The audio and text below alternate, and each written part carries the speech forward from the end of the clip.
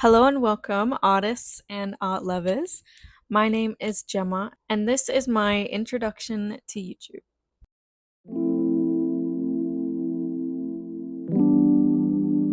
I'm a professional artist for 4 years, and I plan on using this platform to tell my stories and hopefully help inspire other young artists like myself.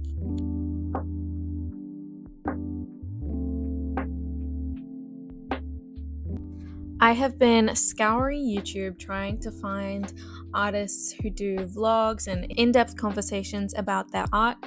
But since I couldn't find any, I decided to be that person for somebody else and at the same time have the opportunity to show my art to the world. So if you're an aspiring artist or an art lover, my page will be perfect for you.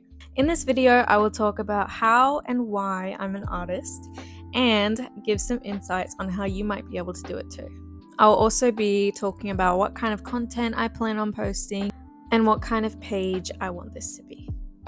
Why am I an artist? I have always loved drawing, painting, and storytelling. And for those who don't know, I'm an Aboriginal woman from the Yuggera mob, so storytelling and art is a huge part of who I am culturally. I decided pretty young that this is what I wanted to do, and ever since I've been determined to get there.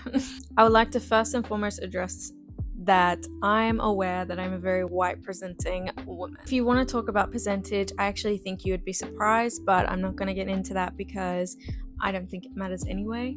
My people actually have a saying that tea is always tea no matter how much milk you put in it.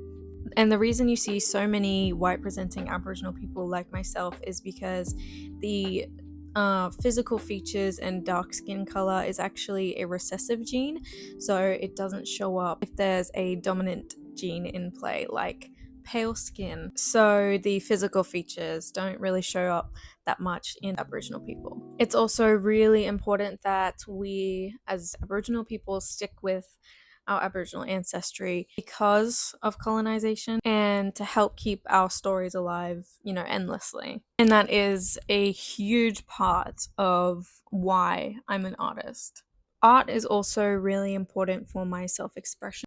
When I was around 12, I started doing special effects makeup, and now I sometimes look back and giggle, but I'll never be embarrassed of my past, especially something that was so essential to developing who I am as a person now, as an artist. And we were all a little cringe at 12. I decided around that time that my career needed to be something that I would genuinely enjoy doing for the rest of my life, and something that is special to me and that I think will help make some kind of a difference.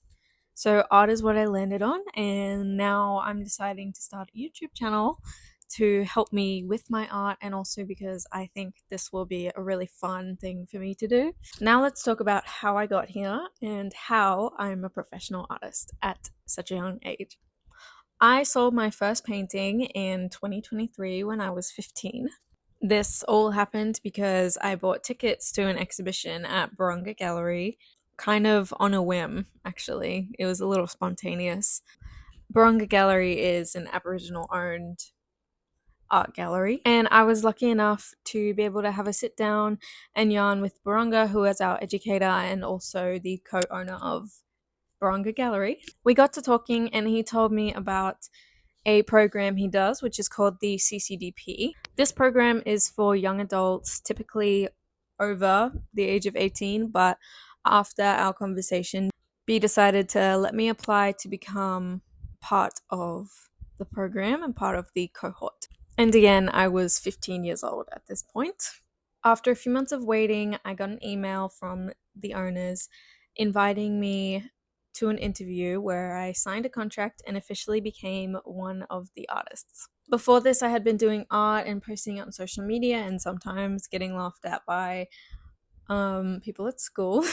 But, I didn't care. I kept going and it paid off in the end. I've sold paintings with the gallery, done commission pieces. The most I've currently sold the painting for or done a commission for was $10,000, which I am very proud of myself for. And for the past 3 years, I've been painting in my backyard with ordinary cheap art supplies and making quality art to the best of my ability. Now that you know I'm legit, here are some tips if you want to become an artist. Obviously, first and foremost, paint a lot.